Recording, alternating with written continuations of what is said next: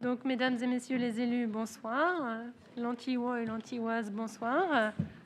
Donc, nous avons positionné ce conseil municipal exceptionnellement un lundi, car il y aura des travaux d'entretien à partir de demain dans la salle de la passerelle. Et donc, la passerelle n'était pas disponible pour la fin de la semaine. Voilà, donc je vous propose donc de commencer ce conseil municipal en proposant donc à Madame Alexandra Goudard d'être la secrétaire de séance. Y a-t-il des oppositions? Des abstentions? Donc Madame Goudard, vous êtes la secrétaire de séance et je vous transmets la liste pour faire l'appel. Merci. Alors, Virginie Babic, Jean-Louis Bancel, Martine Buis sera représentée par Éric Polny. Présent. Mélodie Burkhardt. Présent. Lucas Kant. Présent. Gérard Caprini. Présent. Virginie Chavreau. Présent. Hervé Chavot. Présent. Robert Dessaignet. Présent. Martine Dimino. Présent. Frédéric Faure. Présent. Yann Frachis. Présent. Alexandra Goudard présente. Philippe Grimonet. Présent. Sylvie Accard. Jean Klein. Delphine Lehu sera représentée par Alexandra Goudard, présente. Thierry Magnoli. Présent. Julie Médina. Lise Monnier sera représentée par Magali Rogel, qui ne devrait pas tarder. Qui était avec nous il y a 2 minutes. Alors, je ne sais pas, elle ne devrait pas tarder. Hélène Noc-Brunet sera représentée par Gérard Caprini. Présent. Nicole Papot. Christian Parizeau sera représenté par Nicole Papot. Éric Polny. Présent. Christian Ponsonnaille. Présent. Nathalie Sorin. Présente. Richard Surlop. Présent. Et François Toula. Présent. Très bien. Le quorum étant atteint, je vous propose donc de commencer ce qui est à l'ordre du jour du conseil municipal. Et le premier point concerne donc les projets d'investissement et plus particulièrement les demandes de subventions.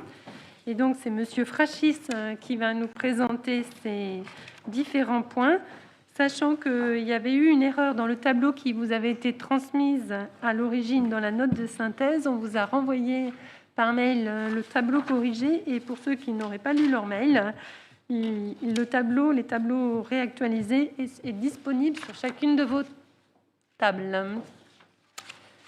Monsieur Frachis. Oui, Madame Rogel est arrivée. Voilà. Et donc, elle a le pouvoir de Madame Monnier. Donc, bonsoir à tous. Effectivement, donc, on va vous présenter 4 projets d'investissement pour lesquels les dispositions de l'État cette année permettraient potentiellement d'avoir des cofinancements assez importants au titre des dotations de l'État liées au plan de relance et à la rénovation énergétique.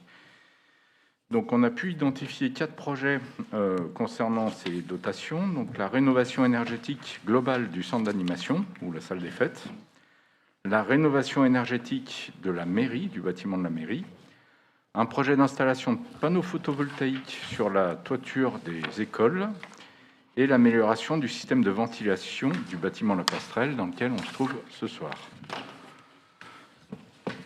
Donc, on avait identifié plusieurs sites, notamment par l'intermédiaire de l'association Alt 69, qui est l'espace info-énergie du territoire et qui nous a fait des analyses d'opportunités sur les rénovations énergétiques. Et on a pu identifier 2 bâtiments qui, potentiellement, pour des travaux d'investissement assez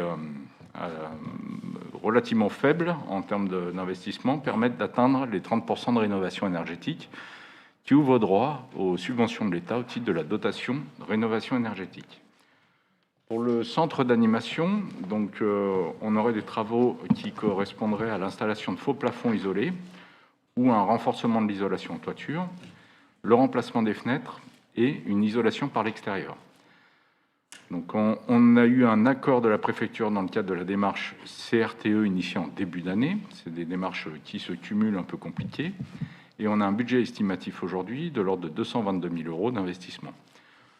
L'objet de la délibération consiste aujourd'hui à demander une subvention à hauteur de 50% au titre de la dotation rénovation énergétique de l'État, soit 111 000 €, cumulée à une subvention bonus énergétique de la région à hauteur de 30 000 € et une subvention du département au titre des appels à projets du département à hauteur de 16%, puisque les règles en matière de financement de collectivités, d'établissements publics imposent un minimum de 20% pour le maître d'ouvrage, à savoir la commune. Deuxième projet, c'est la rénovation énergétique de la mairie. Les travaux ont été identifiés, donc c'est pas évident vu de la nature du bâtiment, mais il consisterait à remplacer les fenêtres et surtout à optimiser la régulation du chauffage et le calorifugage des différents réseaux. Là aussi, on atteindrait les 30% de rénovation énergétique, ce qui ouvre droit à la dotation rénovation énergétique de l'État, pour lequel on demande une subvention à hauteur de 40%, cumulée à une subvention du département à hauteur de 20%, ce qui fait un reste à charge de 40% pour la commune sur un montant de travaux estimé à 57 600 €. Enfin, on a deux autres projets qui ont été identifiés au titre de la dotation part exceptionnelle de l'État, puisque ces projets ne permettent pas d'atteindre 30% de rénovation énergétique, ce n'est pas l'objet des projets. Le premier, c'est l'installation de panneaux photovoltaïques. Aujourd'hui, on a une étude de faisabilité qui a été établie sur la nouvelle école, qui démontre que l'orientation des toitures et les surfaces sont assez optimum. Potentiellement, ce projet-là pourrait être envisagé sur d'autres bâtiments, notamment les autres écoles de la commune. Donc on verra en termes d'avancement sur la faisabilité du projet. Mais s'agissant de la nouvelle école, on est sur un budget estimatif de 124 000 € pour 500 m² de panneaux photovoltaïques, pour lesquels on demande une subvention au titre de la dotation exceptionnelle plan de relance de l'État à hauteur de 30% et à hauteur de 20% pour le département, ce qui ferait un reste à charge pour la commune à hauteur de 62 000 €, soit 50%. Et enfin, concernant le bâtiment de la passerelle, on a identifié donc des problématiques de gestion des flux et de la ventilation, ainsi que le refroidissement. On a un devis qui date de l'année dernière à hauteur de 120 000 € approximativement, et on demanderait donc une dotation par exceptionnelle de l'État à hauteur de 30%, ainsi que 20% au titre du département, pour un reste à charge de 50% de la commune à hauteur de 60 000 €. Donc on part du principe de valider l'engagement de ces travaux lorsqu'on aura le retour des demandes de financement qui sont, on l'espère, prochainement pour le département et l'État. Donc le dépôt se ferait courant de semaine de cette demande de subvention définitive pour avoir une réponse le plus tôt possible. On vous tiendra au courant, bien sûr, des retours. Merci, Monsieur Frachis. Donc, d'où le point à l'ordre du jour de ce conseil municipal, c'est la contrainte qui est liée au dépôt des dossiers qui devait intervenir avant le 1er mai pour les dotations sur ces différents points. Donc, comme l'a dit Monsieur Frachis, évidemment, ces projets seront lancés uniquement dans le cas où les subventions auront été accordées, et donc avec donc un reste à charge pour la commune, qui est la dernière colonne du tableau qui vous a été diffusé. On peut peut-être dire quelques mots du planning, et avant de passer aux questions. En termes de planning, la dotation rénovation énergétique de l'État demanderait à ce qu'il y ait un engagement sur les marchés de travaux, donc pour les deux premiers projets, centre d'animation et mairie, d'ici le 31 décembre. Un engagement en termes de travaux sur les marchés de travaux à engager, et on aurait 2 ans pour réaliser et finaliser les travaux, et c'est également le cas pour les deux autres projets, projet photovoltaïque et rénovation de la ventilation de la passerelle. Y a-t-il des remarques ou des observations ou des questions? Non, tout est très clair. Alors, merci, Monsieur Frachis. Je vous propose donc de passer au vote. Donc, il est demandé aux conseillers municipaux ou au conseil municipal d'approuver les projets tels qu'ils ont été décrits dans cette annexe révisée, avec en fait la révision concerne en fait la quote-part du département, d'approuver le budget prévisionnel, donc la première colonne avec la répartition en fonction des différents subventionneurs, les délais de réalisation des travaux, et donc d'autoriser Madame le maire à demander toute forme de subvention auprès de tout organisme pour les différents projets qui ont été mentionnés ci-dessus. Y a-t-il des contre? Des abstentions? Non. Adopté à l'unanimité. Donc, merci Monsieur Frachis et Madame Chevalier, parce que je sais que ça représente un gros travail de formaliser en fait les dépôts des dossiers d'ici la fin de la semaine. Merci pour votre action. Le deuxième point à l'ordre du jour concerne le programme de logements sociaux SFHE et la convention de réservation de logements sociaux qui vous avait été diffusée en annexe de la note de synthèse. C'est Monsieur Paulny qui va présenter ce point. Donc, bonsoir à tous. En ce qui concerne la construction qui a lieu actuellement, dont les travaux viennent de commencer, 1 rue du Joly, le 28 février 2020, un permis de construire a été accordé à la Société française d'habitation économique pour la construction de 21 logements, avec un commerce en rez-de-chaussée et 13 logements sociaux, donc rue du Joly. Ces logements sont gérés par la SFHE, donc la Société française d'habitation économique, du groupe Arcade. Afin de favoriser la construction de ces 13 logements, la commune, comme le département et comme la CCPA, a participé au programme avec une garantie d'emprunt. En contrepartie de cette participation, et conformément à l'article R441-5 du Code de la construction et de l'habitat, un logement social est réservé à la commune pour réservation. Ce qui veut dire qu'on ne va pas nous offrir un logement social, mais nous serons réservataire prioritaire sur ce logement-là. Pour définir les modalités d'application des conditions de réservation de ce logement, une convention est nécessaire. De ce fait, il est demandé au conseiller de bien vouloir autoriser Madame le maire à signer la convention entre la commune et SFHE. Y a-t-il des questions ?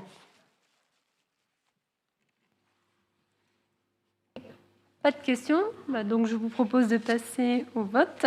Donc, vouloir accepter d'autoriser Madame le maire à signer cette convention entre la commune et la société SFHE. Qui est contre? Qui s'abstient?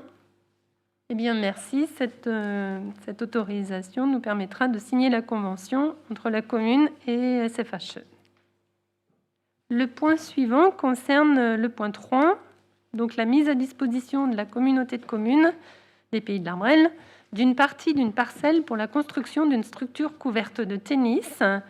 Et c'est Monsieur Chavot qui va présenter ce point. Bonsoir à toutes, bonsoir à tous. Donc, c'est un projet qui n'est pas nouveau, c'est une continuité.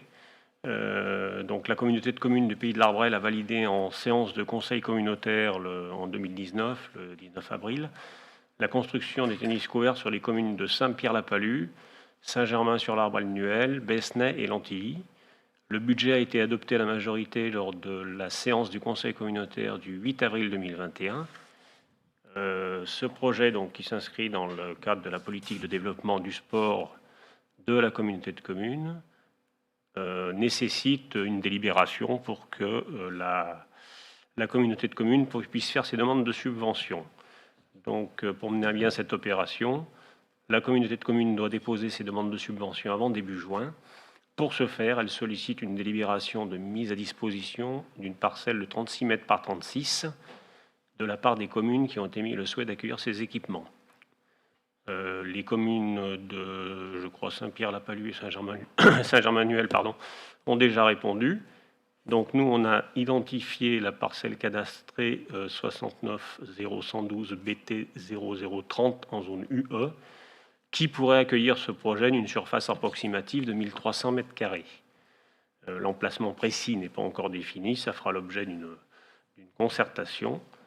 Donc, il est demandé au conseil municipal de donner son accord pour autoriser Madame le maire à mettre à disposition de la CCPA une parcelle pour recevoir ces équipements à vocation intercommunale.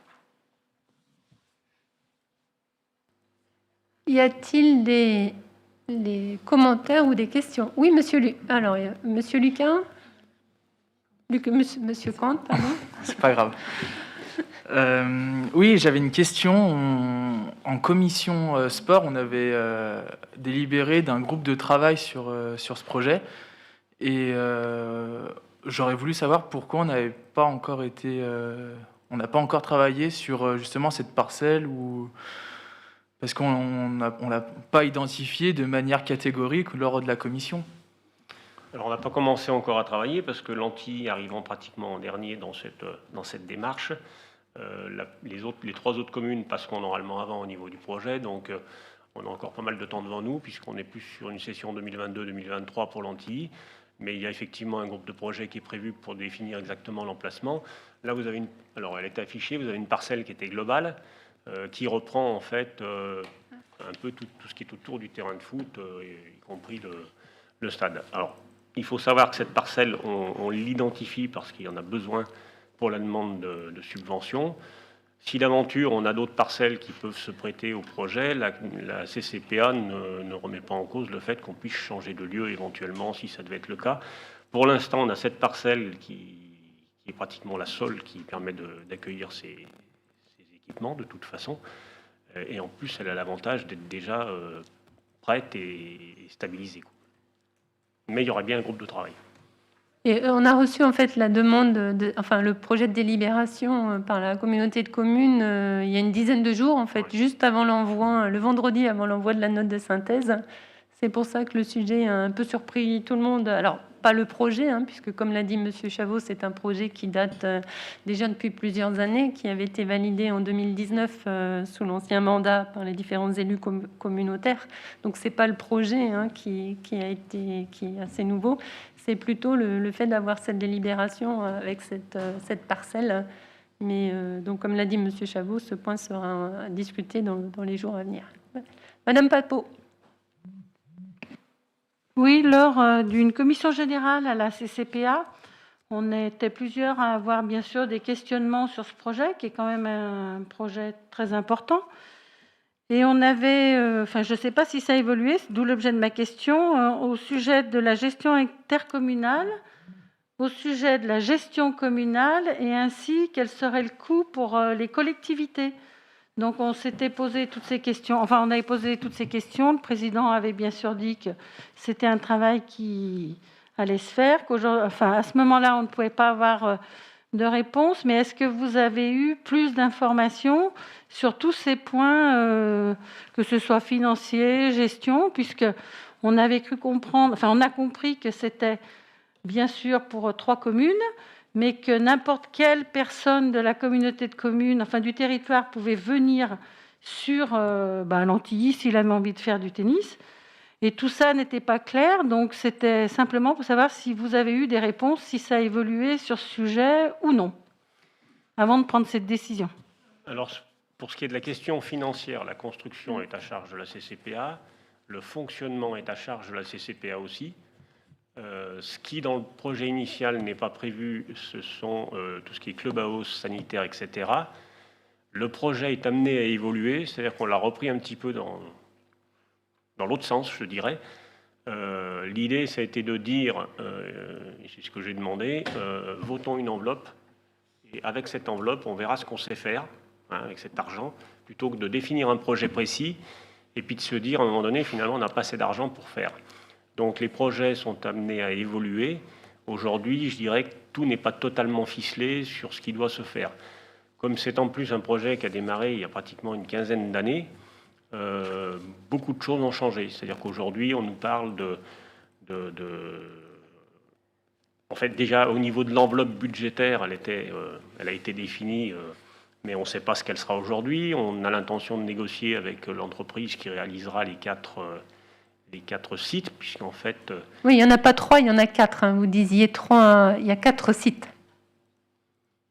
C'est bien ce que j'ai dit, c'est simplement que sur l'Antilly, ça concerne 3 communes. Oui, puisque c'est par attachement, donc oui. C'est Dommartin, l'Antilly, Fleurieux. Donc il y a 4 sites, et ces 4 sites, il y a tout un travail à faire dessus. Donc on va redéfinir tout ça. Aujourd'hui, on n'a pas énormément avancé au niveau de ce dossier-là, parce que d'abord, ça fait qu'une dizaine de mois qu'on en parle maintenant, nous, et il y a pas mal de nouvelles personnes à intégrer donc pour remettre ça en route, mais ça sera sujet de toute façon à information régulière. connaissez le planning, hein, puisque vous êtes élu communautaire. Donc, par rapport aux informations qui ont été indiquées lors de la commission générale à laquelle vous faites référence, aujourd'hui, on n'a pas plus d'informations détaillées que celles qui ont été évoquées dans cette commission générale. Justement, le point là, c'est de signer la convention qui va permettre de faire des demandes de subventions, puisqu'en fait, en fonction aussi de la demande de subvention, vous le savez bien, il y a un reste à charge pour la communauté de communes qui dépend de la subvention qui sera obtenue. Et donc, en fonction de ce montant global du projet, ça a un impact, comme vient de le dire Monsieur Chavot, sur ce qu'il est possible de faire ou pas. Vous l'avez indiqué, au départ, il n'était pas prévu, mais vous le savez aussi bien que moi. Par exemple, tout ce qui était clubhouse et bestiaire, il semblerait qu'en fonction du montant global du projet et du besoin des demandes de certains sites, ça puisse être envisagé. Donc tout ça, ça reste à faire. Aujourd'hui, on ne parle réellement que de pouvoir déposer la demande de subvention avant le mois de juin, le début juin. Mais tous ces points seront à évoquer et à partager ensemble avec les 3 communes, enfin déjà au sein de la communauté de communes, mais aussi avec les 3 communes qui seront plus concernées par le site sur l'Antilly, les communes d'Aumartin et Fleurieux et l'Antilly.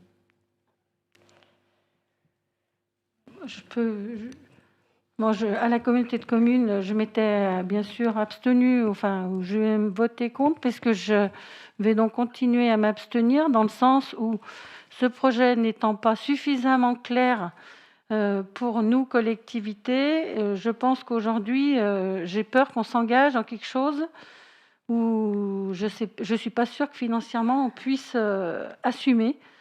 Donc voilà, c'est la raison pour laquelle je m'abstiens ce soir. Alors au niveau du budget, donc il est entièrement CCPA normalement. Ce qui est étonnant, c'est qu'en 2019, ça avait été voté à l'unanimité d'après les informations qu'on a au niveau de la CCPA. Alors vous étiez peut-être abstenu sur la partie budget. Vous n'êtes pas abstenue, Madame Papeau, lors de ce vote du budget. En fait, vous étiez absente et vous avez donné votre pouvoir à Monsieur Batala qui a voté pour. Et c'est au dernier, mais c'était la commission générale où je m'étais exprimée sur ce sujet. Du vote lors du conseil communautaire, j'ai plus en tête la date sur laquelle ces 3 projets ont été confirmés, puisque comme on l'a dit, ces projets avaient été lancés en 2000, déjà depuis de nombreuses années, mais avaient été validés en fait dès 2019. Mais lors du conseil communautaire, qui doit être rappelé d'ailleurs, du 19 avril, vous aviez donné pouvoir à Monsieur Batala qui a validé le budget qui est indiqué ici. D'autres commentaires ou remarques? Oui, Monsieur Kant. Non, moi c'était juste pour dire que je voulais mettre un point de vigilance. C'était sur cette parcelle en fait où c'est quand même assez proche des habitations. La structure, je ne sais pas de combien d'auteur elle va faire exactement, mais c'est plus là-dessus où pour l'instant, j'ai un petit point de vigilance à faire, et c'est pour ça qu'en groupe de travail, il va falloir qu'on puisse définir tout ça et faire un bon cahier des charges. Donc juste pour l'instant, au vu de la parcelle qui est proposée, je préfère m'abstenir là-dessus pour le moment. Voilà. Alors, je crois que Monsieur Chavot peut compléter sur oui, j'ai juste précisé quelques éléments de réponse, parce que ça reste en effet plein. Il y a beaucoup de choses à confirmer. Oui, alors effectivement, c'est juste pour confirmer que dans le groupe de travail, il y aura des riverains, bien sûr, enfin les riverains concernés, bien évidemment. On ne va pas faire les choses comme ça, comme on l'avait fait déjà à l'époque quand on avait étudié la bulle, il y avait les riverains qui étaient associés, donc aujourd'hui ce sera la même chose.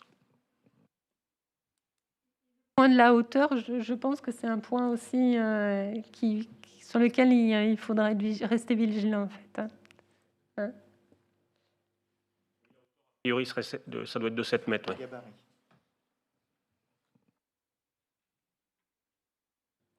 D'autres remarques ou questionnements? Je vous propose donc de passer au vote. Il est donc demandé au conseil municipal de donner son accord pour autoriser Madame le maire à mettre à disposition de la CCPA une parcelle pour recevoir ces équipements à vocation intercommunale. Qui est contre? Qui s'abstient? Alors, on va procéder. Donc, Monsieur Magnoli, Monsieur Ponsonnaille, Madame Accard, Monsieur Kant, voilà, Monsieur Parizeau et Madame Papeau, Monsieur Bancel, Madame Medina et Madame Bucart. Qui est pour? Alors, on va juste les compter. C'est donc 1, donc 3, 4, 5, 6, 7, 8, 9, 10, 11, 12, 13, 14, 15, 16, 17, 18, 19, 20. Est-ce que c'est bon? Oui. Donc, 20 pour et 9 abstentions. Voilà, merci à tous.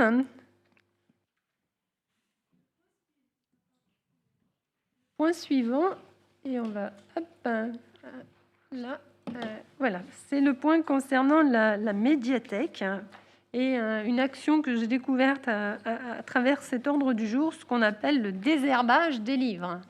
Et c'est Monsieur Caprini qui va présenter ce point.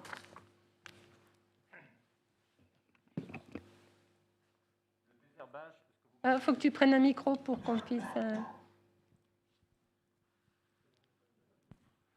Le désherbage consiste à sortir. Non, il doit pas. Il doit y avoir un petit truc pour le. Il est en train de casser le. Voilà. Je crache dedans. Le désherbage consiste à sortir des rayons, bien sûr, de la médiathèque, mais surtout du catalogue, tous les bouquins qui sont périmés, qui ne sortent plus, qui sont abîmés. Et parce qu'il faut savoir qu'à peu près à la rentrée littéraire en septembre-octobre, il sort entre 500 et 700 livres en France. Donc ce qui est énorme, et on ne peut pas tous les accueillir et les garder ad vitam aeternam. Donc le but, c'est effectivement d'autoriser la directrice de la médiathèque, Lucie, de sortir les bouquins qu'elle juge par rapport à des critères précis, qu'elle juge aptes à être désherbés, en faire une liste. Cette liste sera transmise, constatée par procès-verbal et transmise à la comptable pour sortir des inventaires. Ces livres seront soit détruits selon l'État, soit vendus à 1 euro symbolique ou donnés à des associations, peut-être des bibliothèques pour les hôpitaux, des choses comme ça. À chaque opération, effectivement, il y aura cette opération à faire. Je ne sais pas s'il y en a déjà eu par le passé ici, je ne me souviens pas, même si je suis à la bibliothèque depuis longtemps. Mais voilà, je vous ai résumé en 3 mots les 15 lignes que vous aviez sur le document.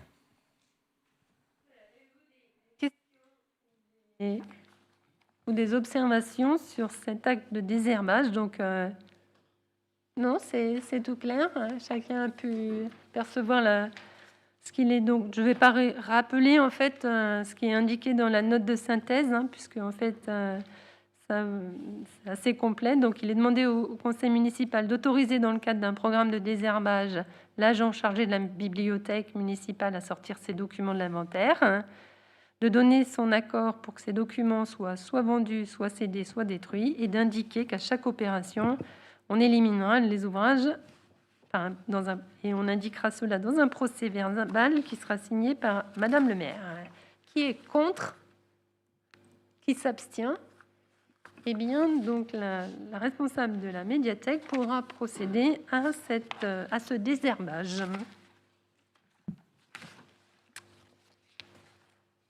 Le point numéro 5 concerne les bons cadeaux de naissance. Donc, c'est vrai que c'est la première fois depuis quelques années que l'on présente ce point à l'ordre du conseil municipal. On le faisait, vous savez que les bons cadeaux, ils doivent être nominatifs. Donc, on a abordé ce point des bons cadeaux pour les départs en retraite. Là, il s'agit de bons cadeaux pour une naissance. Donc, il y a un agent de la commune qui vient d'être maman. Donc, comme il faut, là, on a le droit de citer le nom puisque c'est nominatif. Donc, il s'agit de Madame Ripoche. Et donc, afin de permettre à la commune de lui offrir un cadeau à cette occasion, il faut que on a besoin en fait que la collectivité procède à une délibération. Il est donc proposé au conseiller de délibérer pour octroyer à Madame Ripoche un bon d'achat de 250 €. Et comme c'est une année, je dirais, avec quelques cas, on risque d'avoir, enfin, c'est pas un risque, hein, on sait déjà que certains agents vont être papas.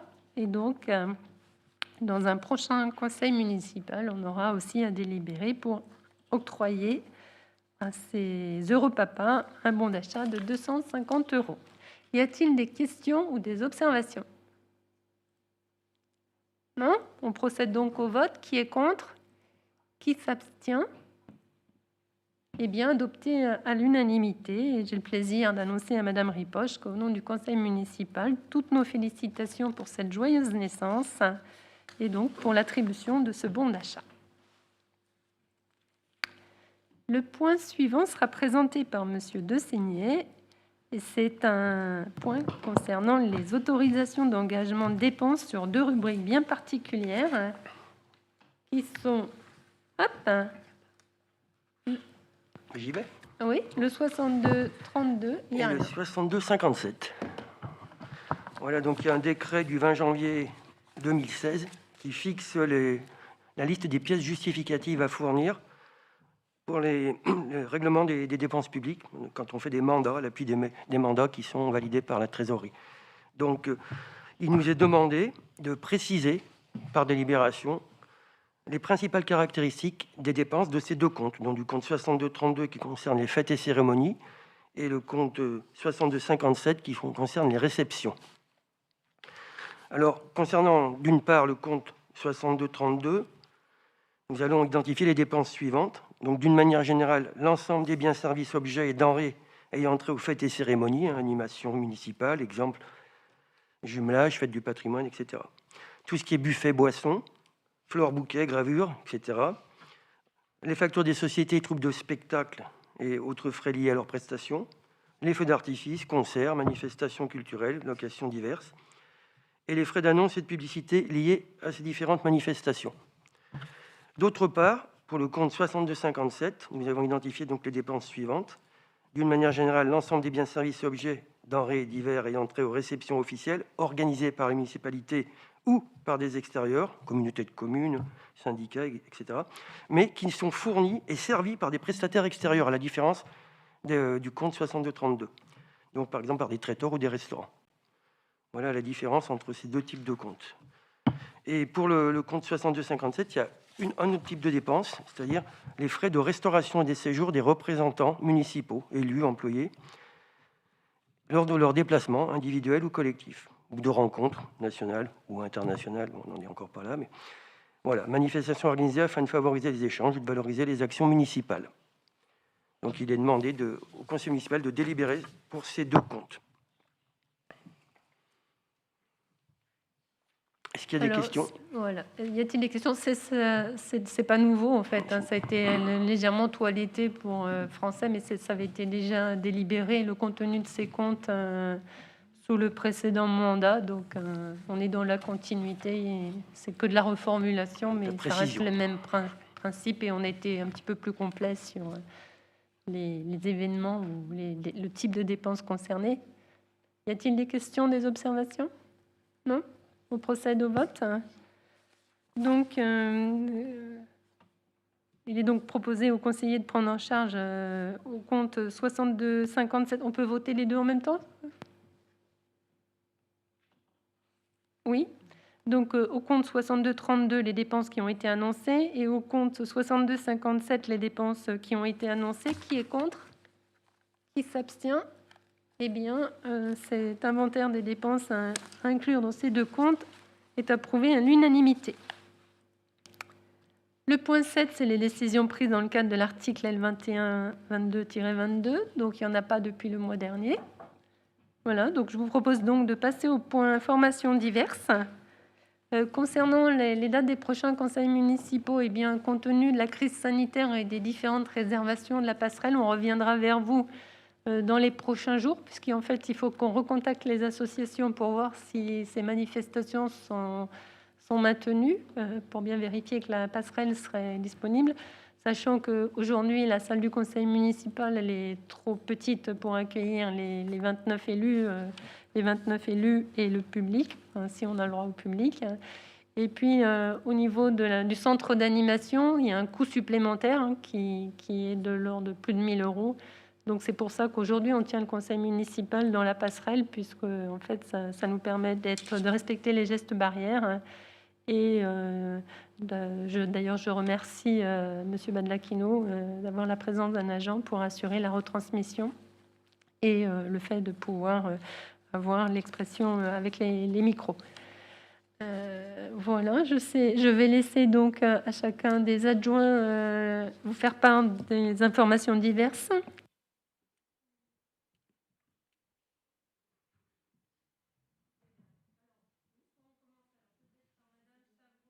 La communauté de communes, puisque vous savez qu'à chaque conseil municipal, on a des informations relatives à l'actualité sur la communauté de communes des Pays de l'Arbrel.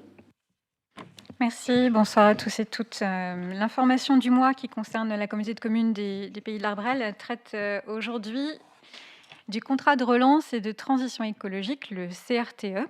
Donc ça fait bien le lien avec le point qui a été présenté par M. Frachise tout à l'heure avec les demandes de subventions, puisque dans le cadre de cette contractualisation entre l'État et les collectivités, eh bien, nous pouvons inscrire notamment des opérations sollicitant des concours financiers de l'État. Alors, qu'est-ce que le CRTE? C'est un contrat au service du territoire qui a pour vocation d'accélérer la relance, hein, en situation postérieure à la crise sanitaire et économique. Et sa vocation, c'est également d'accompagner les transitions écologiques, démographiques, numériques et économiques dans les territoires. Et donc, c'est le gouvernement qui a proposé aux collectivités ce nouveau type de contrat, les CRTE, contrats de relance et de transition écologique. Ce contrat va être signé pour 6 ans, avec 2 sujets principaux, la transition écologique et la cohésion territoriale. Et cette contractualisation s'appuie sur la mobilisation de l'ensemble des acteurs territoriaux, publics comme privés, mais également économiques, pour être tous impliqués dans la relance. Ils sont en cours d'élaboration, ces contrats de transition, en 2 étapes. Première étape, celle qui vient de s'achever, c'était la définition de son périmètre territorial, et en l'occurrence, c'est l'échelon intercommunal qui a été retenu. Et donc, c'est la CCPA, hein, qui est l'échelon de contractualisation entre l'État et les collectivités pour la signature de ces CRTE. Et la deuxième étape, c'est maintenant de définir le contenu de ce contrat pour une signature qui est prévue avec les services de l'État avant fin juin 2021. Donc, le contenu du contrat sera voté en séance du Conseil communautaire le 20 mai et il intégrera ce contrat différents projets portés par les communes, par les 17 communes de la CCPA, notamment comme la rénovation énergétique d'un bâtiment municipal, et on l'a évoqué tout à l'heure en premier point de séance. Mais plus globalement, il y aura également l'inscription de projets portés en propre par la communauté de communes des Pays de l'Arbrel, qui concerneront des enjeux de mobilité, de gestion de l'eau ou d'industrie. Donc, sur le processus, depuis le début de l'année, la CCPA a proposé aux communes d'identifier des projets qui pourraient être financés dans le cadre du plan de relance. Donc, nous avons fait remonter ces projets à la communauté de communes et donc proposé l'inscription de différentes actions qui concernent notamment la transition énergétique et écologique. Et toute l'année 2021 va être consacrée à l'élaboration de ce contrat qu'il faut évidemment mettre en cohérence avec d'autres documents structurants qui sont déjà en vigueur sur le territoire, comme le plan local de l'habitat ou le schéma de cohérence territoriale, etc. Donc, concernant la CCPA, ce qui sera inscrit comme action, c'est les actions dans le cadre du plan climat du Pays de l'Arbrel, le PCAET, avec des projets de mobilité active ou de transition énergétique, et également les actions du contrat d'objectifs pour la réduction des déchets ou le développement de l'économie circulaire, c'est-à-dire le CODEC. Mais nous pourrons également y inscrire des projets concernant le développement économique, les solidarités, l'eau pluviale ou l'assainissement. Donc, au CRTE, eh bien, se figureront différents projets avec 4 orientations stratégiques qui sont la cohésion, l'écologie, la compétitivité et l'interterritorialité. Et concrètement, ça va se décliner sous la forme d'un plan d'action avec les projets sous forme de fiches. Voilà sur ce point, donc un contrat qui est en cours d'élaboration, en co-construction avec les communes et donc la CCPA et les services de l'État, bien entendu. Une signature prévue fin mai et dans tous les cas avant fin juin. Donc nous aurons l'occasion de rapporter ce point en séance du conseil municipal de Lantilly. C'était le point sur la CCPA. Si Madame le maire me le permet, je fais un petit point sur la délégation, notamment mobilité, et pour annoncer un événement qui aura lieu sur la commune la dernière semaine de mai, entre le 23 mai et le 30 mai, que nous intitulons la semaine du vélo à Lantilly, mais qui s'inscrit plus globalement dans le mois de mai à vélo, qui est une proposition du ministère de l'écologie.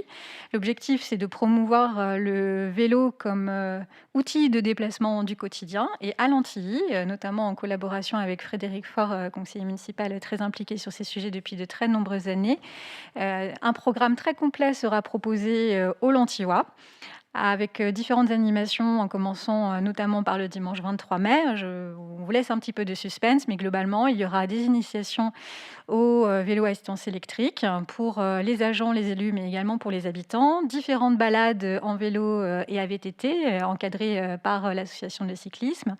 Des actions destinées aux élèves des écoles en collaboration avec l'association de prévention routière. Une conférence organisée par le collectif Écomobilité sur le sujet des déplacements à vélo et de l'intermodalité. Et encore de nombreuses surprises à venir. Donc un programme qui est en cours de finalisation et de belles actions qui seront proposées tout en extérieur aux Lantillois, donc la dernière semaine de mai. Et Frédéric Faure aura l'occasion, je pense, en informations diverses, de parler également d'un événement qui lance le mois de mai à vélo sur la CCPA avec la vélo parade qui sera organisée très prochainement et je le laisserai compléter. Merci Madame Chavreau. Madame Goudard, on commence par là. Hop. Et puis Oui, un rapide point sur le pôle scolaire. Donc, les enfants de primaire ont repris les bancs de l'école ce matin. Et les collégiens, donc les enfants qui vont au collège Jacques-Cœur, ne reprendront que le 3 mai. Le conseil communal des enfants s'est réuni samedi matin dernier et ils organisent une marche propre dans le village le samedi 8 mai à partir de 14h. Donc rendez-vous en mairie à 14h pour tous ceux qui le souhaitent. Il y a des tracts et des affiches qui vont être distribués dans les établissements scolaires, ainsi que sur le site de la mairie.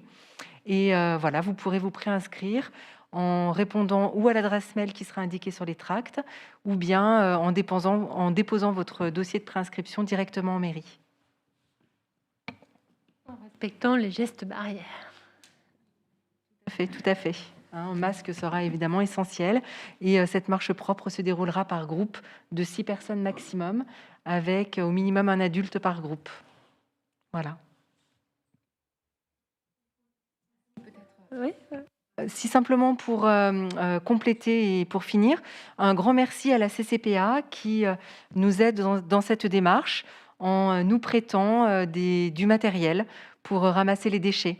Donc voilà, un grand merci à eux. On continue, Monsieur Pony, Monsieur Grimonet, Monsieur Chavot, Monsieur Magnoli, Monsieur Surlop. Un petit mot peut-être.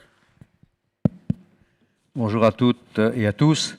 Un petit mot concernant la situation de la culture en ce moment en France. Ça ne vous échappe pas que les salles sont toujours fermées au public. Alors on ne reste pas quand même sans imaginer quelque chose. Et dans ce cadre, et pour autant qu'on nous l'autorise, nous avons préparé un projet de scène ouverte les 2 et 3 juillet qui se passera en extérieur. On a pensé équiper le parc Giraud pour ce faire, ce qui nous permettrait d'accueillir sur une scène qui sera montée à cet effet, avec également de la lumière et du son, ce qui nous permettra d'accueillir toutes les associations qui le souhaitent. Cet événement est essentiellement articulé autour des associations lantilloises qui n'en peuvent plus de ne pas pouvoir répéter, de ne pas pouvoir montrer ce qu'elles savent faire. Aussi, on a pensé que ce serait une bonne idée de le leur permettre sur 2 soirées et en même temps, dans l'esprit des scènes ouvertes, de permettre aussi aux Lantillois qui ont du talent et qui n'ont pas beaucoup l'occasion de le montrer non plus, de venir également sur ces scènes-là entre 2 associations. Alors ça concerne des associations musicales, vocales ou bien instrumentales. Ça concerne des associations qui font du théâtre ou du mime ou du conte. Ça concerne également tous les Lentillois qui ont envie de dire un poème, il y a eu un concours qui s'est fait il y a quelques mois où beaucoup de gens ont affiché des poèmes sur les arbres. Ben, c'est l'occasion pour eux de venir les dire. C'est l'occasion également de laisser des gens qui chantent très bien venir chanter. Et en fait, tout ça procède également d'un projet qui est plus profond, qui est le thème sur lequel on veut inscrire les actions culturelles de la prochaine saison. Et ce thème, c'est le lien. Le lien, tout simplement parce qu'on pense que la situation actuelle appelle à des actions qui permettent de renforcer ces liens, de les renforcer, de les tresser quand ils n'existent pas et de les entretenir essentiellement, car ils sont déjà très très nombreux. Donc voilà, ça permettra à toutes ces personnes, que ce soit des amateurs bien sûr, des Lentillois qui ne s'expriment que peu souvent, des associations qui ont un fort besoin de s'exprimer, d'être tous ensemble dans un moment de partage chaleureux et ben voilà, de bien vivre des événements un peu festifs et réjouissants. Voilà, c'est tout. Avant de passer de ce côté-là, hop. Oui, alors voilà, alors on va passer tout de suite là, et puis on reviendra avec. Oui, c'est juste que par rapport à ce que Richard vient de dire, du coup, je fais la passerelle sur les festivités à Lanty qui pourraient être prévues cet été. Un groupe de travail s'est réuni début mars qui était composé de certains élus et de Lentillois qui avaient envie de participer. On a du coup réfléchi à quelques festivités. On a essayé de rêver, mais on est aussi vite revenu sur Terre par rapport au contexte sanitaire. Donc cette année, on aura un programme de festivités qui est facilement adaptable, reportable ou annulable, et plutôt modeste, puisqu'on ne sait pas trop où on va. Donc voilà, mais on tenait quand même à proposer quelque chose, en tout cas si c'est possible de le faire. Donc le programme va bientôt être diffusé d'ici quelques semaines. Il est encore en train d'être ficelé. Donc j'en profite aussi pour remercier Madame Barthélémy qui œuvre sur ce programme et donc qu'on pourra bientôt communiquer à tous les Lentillois. Et j'espère qu'on pourra tous se retrouver cet été autour de ces festivités et des scènes ouvertes aussi qui seront proposées. Voilà. D'autres points à rajouter en dehors des festivités ? Non ? Alors, Monsieur Dessaignet. Oui, un rappel concernant les élections. Donc, je confirme qu'elles auront lieu, les élections régionales et départementales auront lieu les 20 et 27 juin prochains, donc des dimanches, évidemment. Et j'invite tous les conseillers qui ne sont pas encore positionnés sur les créneaux à le faire assez vite, parce qu'on n'a plus qu'un peu plus d'un mois pour organiser tout ça. Donc, on attend les réponses aux mails de l'administration, du service administration, pour tous les conseillers, et éventuellement leur connaissance, parce qu'on va avoir besoin de plus de 100 personnes. Donc, tous les candidats seront bienvenus. Et on appelle aussi les Lentillois et Lentilloises qui nous écoutent à aussi faire acte de candidature, puisqu'en fait, il faut plus d'une centaine de personnes pour tenir ces bureaux 120. de vote. 120, voilà. Et donc, peut-être dire qu'on a mis en place un dispositif pour protéger... Oui, effectivement, on a mis en place plusieurs dispositifs d'ailleurs, mais on l'a enrichi avec des écrans plexiglas dans chaque bureau, en plus de, bien sûr, des précautions et des gestes barrières habituels, le gel, les masques, etc. Voilà, donc tout est mis en place pour qu'au niveau des gestes barrières et puis surtout des modes de protection, et donc comme toutes les autres communes, en fait, on a réfléchi ensemble avec l'ensemble des autres communes, de la communauté de communes, pour pouvoir sécuriser la tenue de ces élections. Madame Rogel, pas de commentaire. Donc, Monsieur Faure, donc avant de passer la parole à l'ensemble des conseillers. Oui, donc, bonsoir. Donc, par rapport à l'événement Mai à vélo qui va se passer sur l'ensemble de la France, au niveau de la commune, pas de la commune de Lantilly, mais la communauté de communes des Pays de l'Arbrel, donc le collectif Écomobilité va organiser une vélo-parade, sa 4e, qui va partir de la mairie de Saint-Bel, qui va monter à Savigny, donc en empruntant ce qu'on appelle une chaussée à Chaussidou. C'est une chaussée bande centralisée avec 2 voies dédiées, donc à gauche et à droite, pour les vélos et les piétons. Donc c'est une première sur la communauté de communes qui a été faite. Et après redescendre sur la Ponchonnière et rejoindre donc la communauté de communes des Pays de l'Arbrel, donc où il y aura un accueil fait par la vice-présidente de la mobilité. Et donc pour chaque vélo-parade, il y aura une convergence des différentes communes pour rejoindre la mairie de l'Arbrel. La mairie de Saint-Bel, pardon. Et donc, il y a une convergence qui partira de la mairie de Lanty, donc pas la mairie parce que c'est un dimanche matin, donc ça partira de la place de l'église, voilà, donc à 9h30, voilà, pour rejoindre donc le départ de la vélo-parade à 10h30 en mairie de Saint-Bel. Voilà, vous êtes tous conviés à venir et toute la population aussi. 9 mai, ouais, pardon, dimanche 9 mai, excusez-moi. Merci. Y a-t-il d'autres questions ou interventions des différents conseillers qui souhaiteraient intervenir ou poser des questions? Non? Eh bien, merci à tous. Bonsoir et portez-vous bien. Voilà, à très bientôt. Pardon, alors, il y a les questions du public. Je suis allée un petit peu trop vite. C'est un conseil municipal qui est rapide, mais du coup, un peu trop rapide. N'hésitez pas à vous exprimer via le chat. On va attendre 2 minutes puisqu'il y a toujours un petit décalage, donc pour voir si on a des questions.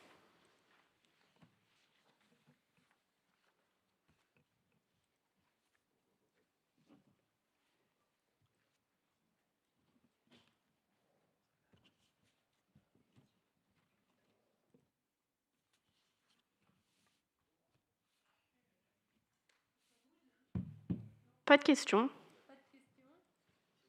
Pas de questions. On va encore attendre 1 ou 2 minutes. Normalement, je pense qu'on... Non? Voilà, c'est bon. Eh bien, écoutez, cette fois-ci, bonne soirée à tous et à très bientôt.